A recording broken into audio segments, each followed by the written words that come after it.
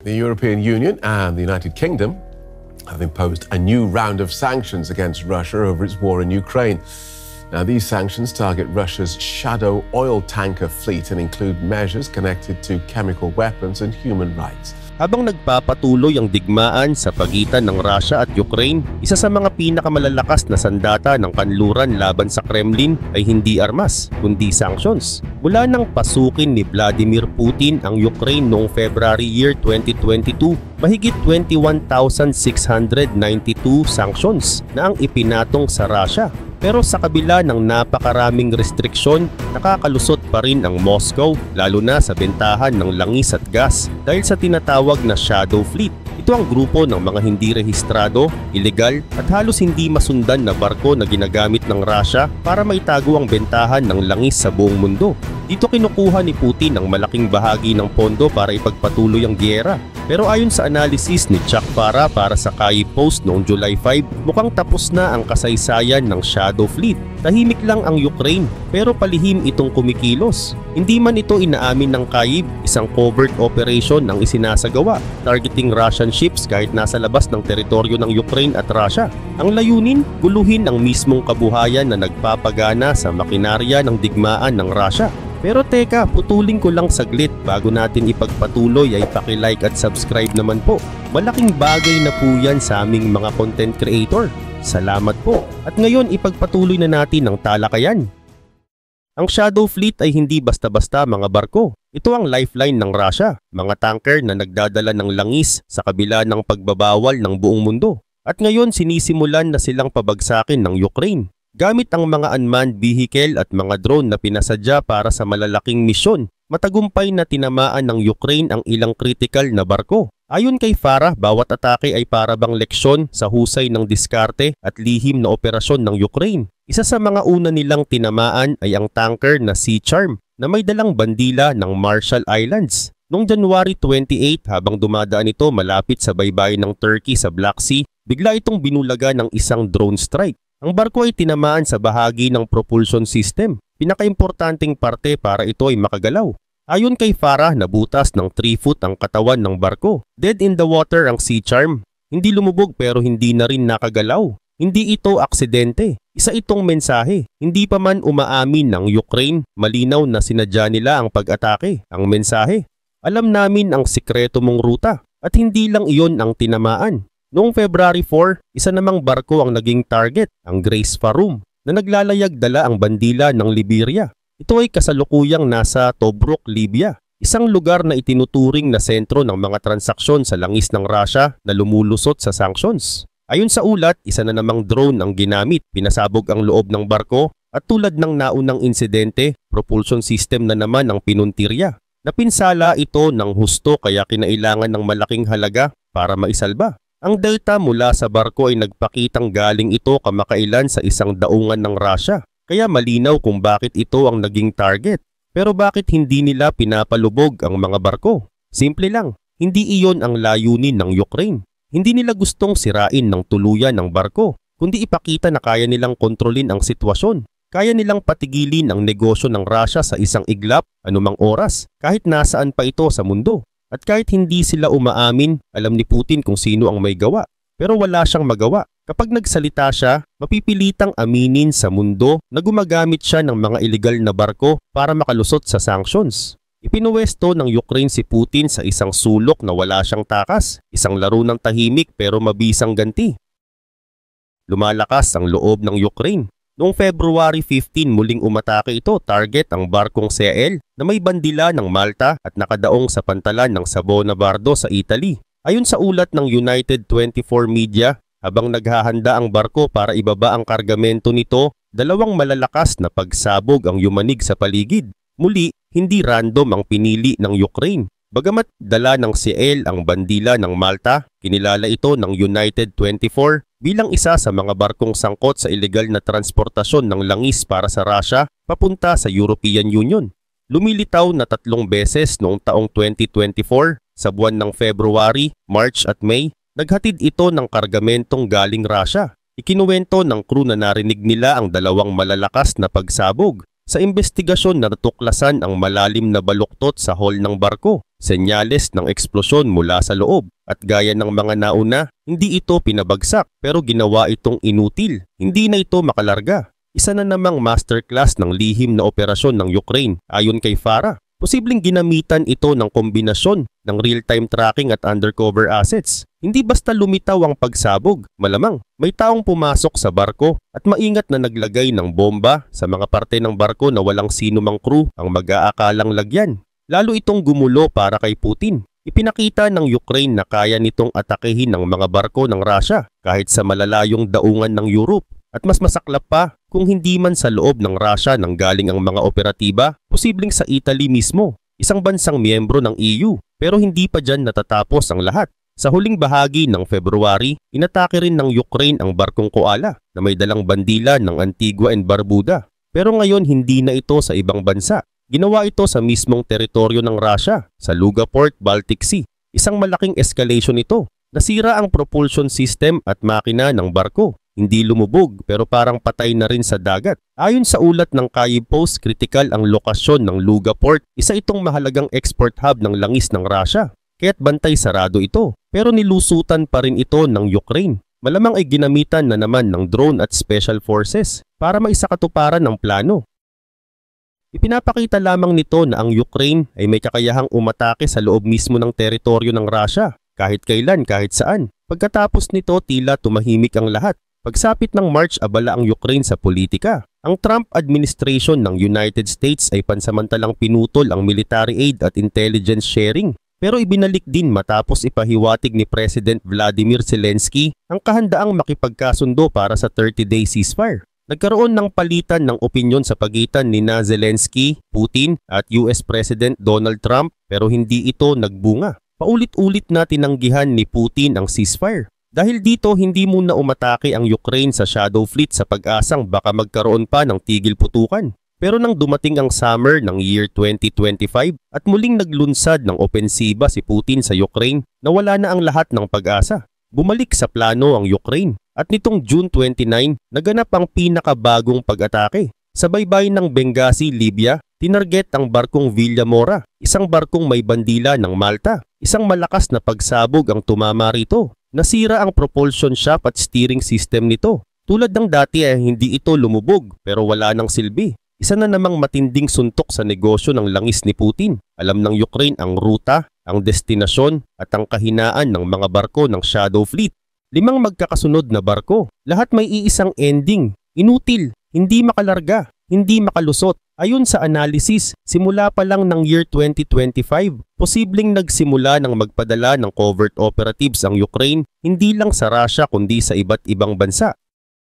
Gamit ang intelligence mula sa mga operatiba at iba pang source, kinilala nila ang mga barkong kabilang sa Shadow Fleet. Sinuri kung paano ito umatras o umusad. Tinarget ang propulsion systems, gumamit ng eksaktong strike at pagkatapos tumama ng walang palya. Walang laban si Putin. Hindi siya pwedeng magreklamo kapag ginawa niya yon para na rin niyang inaamin na may Shadow Fleet talaga siyang ginagamit. Habang ang Europe at US ay natatakot na umatake sa mga barkong ito para hindi mag-escalate ang tension, ang Ukraine ay kumikilos. Noong May, habang huminto pansamantala ang mga pag-atake, inanunsyo ng European Union ang bagong round ng sanctions. Blacklisted ang 189 vessels. Ayon sa Euronews, umabot sa 350 ang kabuuang bilang ng mga barkong may kasamang restriksyon. Maaaring sinadyang i-anunsyo ng EU ang mga pangalan ng mga barkong ito. Kahit hindi sila direktang umaatake, posibleng ginagamit ito ng Ukraine bilang gabay kung sino ang dapat targetin. Sa ganitong paraan, walang ebidensyang sangkot ang Europe at si Putin wala pa ring magawa. At habang nananahimik ang lahat, ang tanong, bakit nga ba mahalaga ang mga ataking ito? Para maintindihan yon, kailangang balikan kung ano talaga ang Shadow Fleet at bakit ito napakahalaga kay Putin sa gitna ng kanyang pananakop sa Ukraine. Para maintindihan kung bakit mahalaga ang mga pag-atake ng Ukraine sa Shadow Fleet, kailangang malaman kung ano ito, paano ito gumagana, at bakit ito napakahalaga kay Putin. Ayon sa Geopolitical Monitor, nagsimula si Putin na bumuo ng Shadow Fleet matapos ipataw ng kanluran ang sunod-sunod na sanctions laban sa Russia noong simula ng pananakop sa Ukraine. Ang fleet na ito ay binubuo ng mga clandestine o tagong barko, Kadalasang naglalayag gamit ang bandila ng ibang bansa at gumagamit ng iba't ibang paraan para makaiwas sa international tracking. Kasama sa mga taktikang ito ang paggamit ng mga hindi karaniwang ruta, spoofing o pagbabalat kayo ng lokasyon at iba pang teknik para magtago sa mga mata ng satellite at maritime surveillance. Ayon sa Kyiv School of Economics, tinatayang gumastos ang Russia ng halos $10 billion para palawakin ng shadow fleet simula noong year 2022. Noong March 2025, tinatayang may humigit kumulang 400 barko na sa fleet na ito. Lahat sila ay ginagamit para magdala ng langis ng Russia sa iba't ibang parte ng mundo. Isang paraan para takasan ang oil price caps at iba pang sanctions ng kanluran.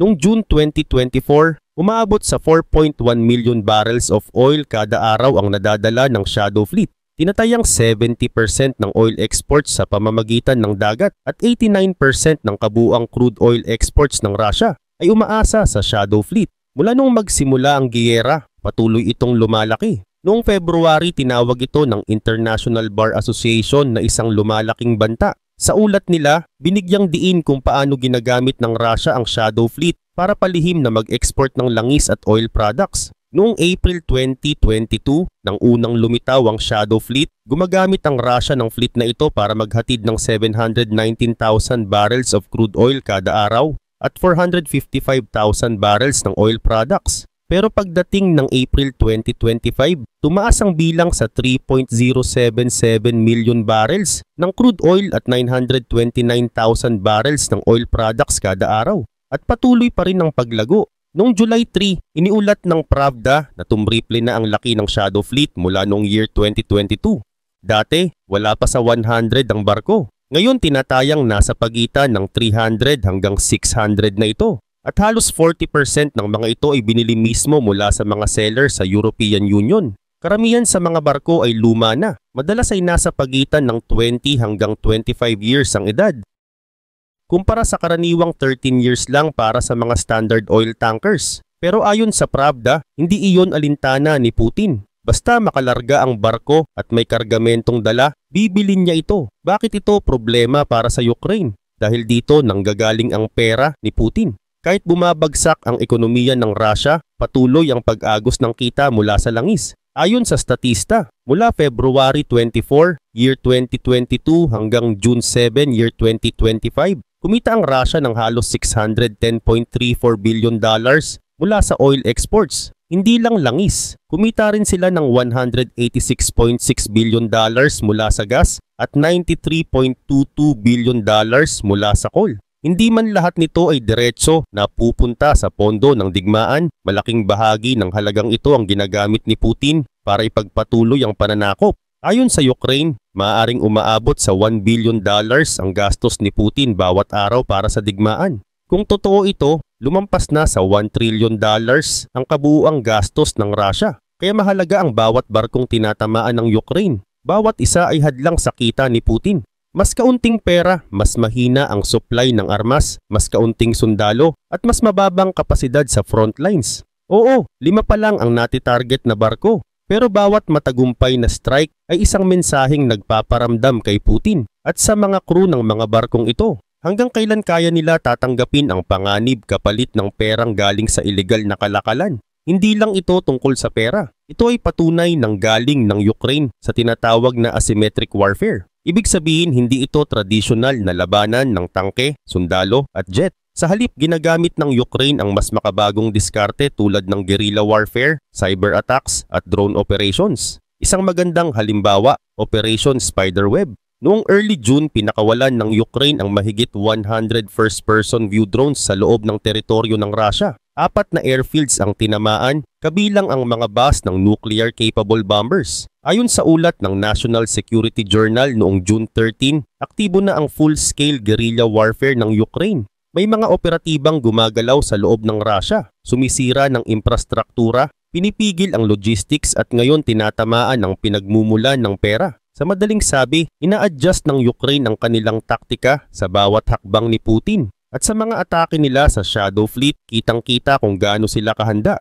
Nang umatake ang Russia gamit ang mga tangke, sumagot ang Ukraine gamit ang mga drone. Nang ipag-utos ni Putin ang pagpapalawak ng military-industrial complex para mapabilis ang produksyon ng armas sa bansa, sumagot ulit ang Ukraine. Direktang inatake ang mga pabrika sa loob mismo ng Russia. At nang gumastos si Putin ng higit $14 billion para bumuo ng fleet ng lumang oil tankers upang makaiwas sa sanctions ng kanluran, hindi rin ito pinalampas ng Ukraine. Isa-isa nitong pinapabagsak ang mga barko. At malamang, magpapatuloy pa ito. At yan ang kinakatakutan ngayon ni Putin. Alam niyang wala siyang magagawa laban sa mga asymmetric warfare tactics ng Ukraine. Masyado nang sanay ang mga operatiba ng Ukraine at sa loob ng mahigit 3 years bigo pa rin ng Russia na mahuli o pigilan ang mga kilos ng mga ito. At ngayon kailangang harapin ni Putin ang katotohanang lumalawak na ang abot ng operasyon ng Ukraine. Hindi na lang ito sa paligid ng Ukraine o Russia. Makikita ito mismo sa mga bansang tulad ng Libya, Italy at Turkey, mga lugar kung saan nakadaong o dumadaan ang mga barkong kabilang sa Shadow Fleet. Hindi naman direktang inaatake ng Ukraine ang mga bansang ito. Pero ang mga barko ni Putin, hinaharang nila kahit saan ito mapadpad. Sa madaling sabi, pinalawak ng Ukraine ang kanilang asymmetric warfare sa global level. Isang estratehiyang hindi kailanman inasahan ni Putin. Totoo, hindi pa tuluyang wasak ang Shadow Fleet. Pero sa bawat barkong tinatamaan, nawawala ang laman nito at napipilitang gumastos si Putin para bumili o mag-ayos ng panibago. Kung magpapatuloy ang mga ganitong strike, malulugi ang Russia ng husto, lalo na ngayon habang binabagsak na ng sarili nitong mga desisyon ng ekonomiya nito. Ang laban ng Ukraine laban sa expansion ni Putin ay nagtakda ng bagong kahulugan ng modernong digmaan. At walang mas malinaw na ebidensya ng pagbabagong ito kundi ang mga makabagong drone technology na ginagamit ngayon ng Ukraine. Dahil sa mga inobasyong ito, nagawa nilang gulatin ang buong mundo at pati na rin si Putin.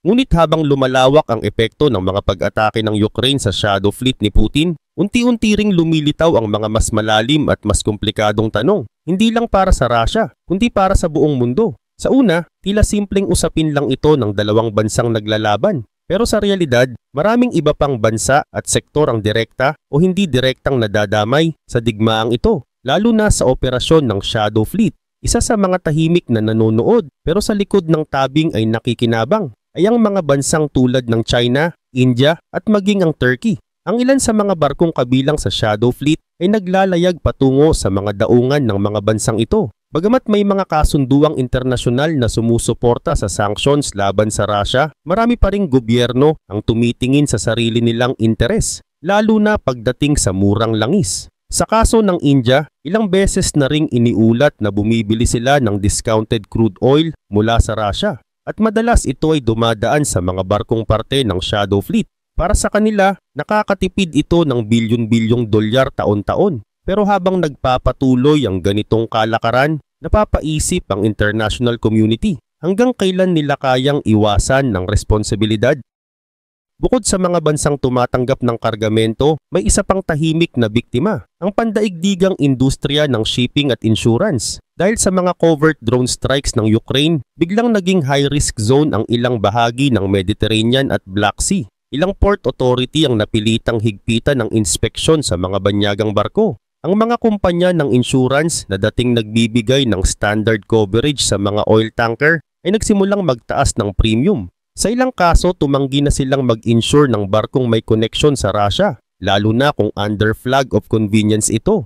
At habang lumalaki ang pressure sa panig ni Putin, meron pang isang grupong unti-unting natitinag, ang mismong crew ng mga Shadow Fleet ships. Para sa ilan sa kanila, ito ay simpleng trabaho lang. Pero matapos ang mga sunod-sunod na pagsabog, lumalalim na rin ang takot. May mga ulat na nagkukwento ng mga crew member na umaayaw sa kontrata o mga kapitan na biglang binabago ang ruta ng barko dahil sa chismis ng paparating na drone. Ang isang malaking tanong, paano nahanap ng Ukraine ang mga target na ito? Hindi ito basta hula. Ayon sa ilang intelligence sources, ginagamit ng Ukraine ang Open Source Intelligence o OSINT. Ibig sabihin kahit ang mga pampublikong satellite data, social media post ng mga seafarer at shipping manifest leaks ay sapat na para makabuo ng high accuracy na impormasyon. May mga forum online kung saan naglalabas ng galit o reklamo ang mga seaman. At ito ay maaaring gamitin para malaman kung saan dumaong ang isang barko, anong flag ang dala at kung ano ang laman. Sa pamamagitan ng data analysis, AI-assisted pattern tracking, at actual on-the-ground operatives. Unti-unting naging bukas ang mga lihim na ruta ni Putin. Hindi lang basta pagbagsak ng barko ang layunin, kundi ang pagbagsak ng isang buong sistema. At may isa pang mas tahimik pero epektibong epekto ang mga pag-atake na ito, ang psychological warfare. Sa bawat drone strike, hindi lang makina ang sinisira, pinipinsala rin ang morale ng mga sundalo, seafarers at mismong mga opisyal ng Russia. May ilang kaso na raw ng crew na tumangging bumiyahe kapag nalaman nilang may posibilidad na bahagi ng Shadow Fleet ang kanilang barko. Ang tanong, ilang barko pa ang kailangang tamaan bago tuluyang mawala ang gana ng mga crew na ito? Sa gitna ng lahat ng ito, lumilitaw na ang tunay na laban ay hindi lang sa lupa, kundi sa impormasyon, diskarte at pasensya. Habang pinapalawak ng Ukraine ang kanilang asymmetrical warfare, mas lalong humihirap ang posisyon ni Putin. Kahit may daan-daang barko pa sa Shadow Fleet, ang bawat isa na pinipilay ng Ukraine ay may epekto. Hindi lang sa logistics kundi sa buong ekonomiyang pinipilit niyang itaguyod. At habang ang iba pang bansa ay tumitingin lang sa gilid, si Ukraine, sa gitna ng limitadong pondo at puwersa, ay patuloy na nagpapakita na hindi mo kailangang maging pinakamalakas para manalo sa isang digmaan. Kailangan mo lang maging pinakamatalino.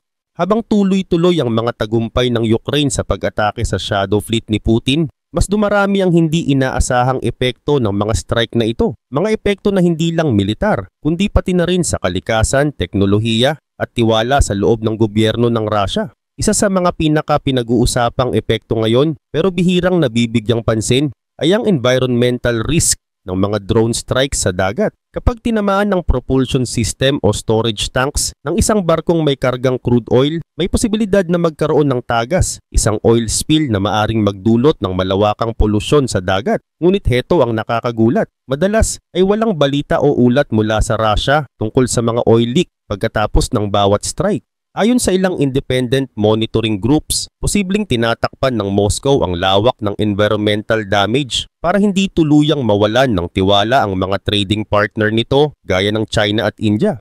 May mga satellite images na nagpapakita ng oil sheen o manipis na patong ng langis sa ilang bahagi ng Mediterranean Sea at Black Sea, mga lugar kung saan nangyari ang mga hindi inaaming atake ng Ukraine. Pero habang pilit itong ikinukubli ng Russia, may isa pang larangan na patuloy na ginagamit ng Ukraine, teknolohiya ng mga sibilyan. Sa halip na umasa lang sa mamahaling military-grade equipment, ginagamit ng Ukraine ang mga komersyal na drone, smartphone apps at tracking platforms para mangalap ng impormasyon at tumarget ng mga barko. Isang halimbawa nito ay ang paggamit ng AI's data o Automatic Identification System, kung saan makikita ang real-time na galaw ng libu-libong barko sa buong mundo. At kapag may mga barkong biglang nawawala sa tracking o nagiging invisible sa mapa, madalas ito ang mga barkong kabilang sa Shadow Fleet. Ang pagkawala nila sa mapa ang nagsisilbing clue para sa Ukraine. Dito rin pumapasok ang papel ng mga volunteer OSINT researchers, mga sibilyan na may access sa satellite tools at open source maritime data. May ilang ulat na ang mga anonymous civilian analyst mula sa Europe at US ay tumutulong mismo sa Ukraine sa pag-identify ng suspicious ships. Isang lumalawak na digmaan ng impormasyon at Ukraine ang nangunguna. Bukod sa teknolohiya, may isa pang aspeto ng digmaan na unti-unting lumalantad, ang underground world ng maritime smuggling.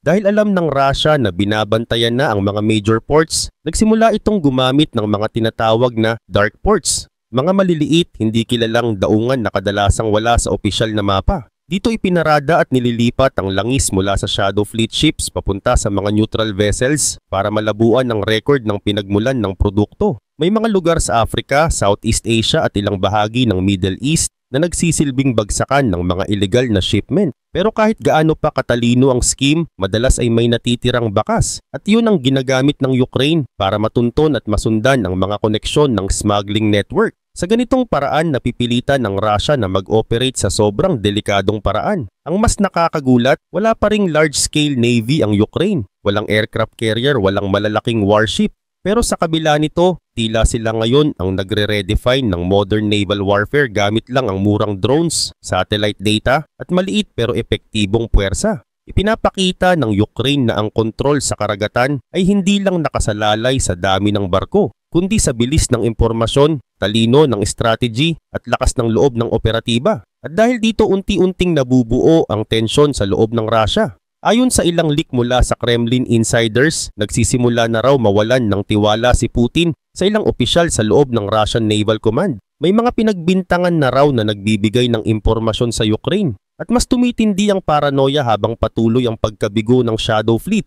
May mga ulat na hindi na pinapayagang gumamit ng private cellphones ang ilang naval officers at ang iba ay inilipat na ng pwesto kahit walang malinaw na dahilan. Ang ganitong klase ng crackdown ay madalas senyales ng panik, lalo na sa isang bansang hindi sanay na matalo sa labanan ng karagatan. Sa kabuuan, lumalalim at lumalawak ang epekto ng mga Shadow Fleet strikes. Hindi na lang ito usapin ng pag-atake sa mga barko. Isa na itong digmaang tumatagos sa teknolohiya, diplomasiya, kapaligiran at mismong estruktura ng loob ng Russia. At sa kabila ng lahat ng kahirapan, Ukraine ang patuloy na may kontrol sa narrative. Hindi sa laki ng kanilang navy, kundi sa talino ng kanilang plano.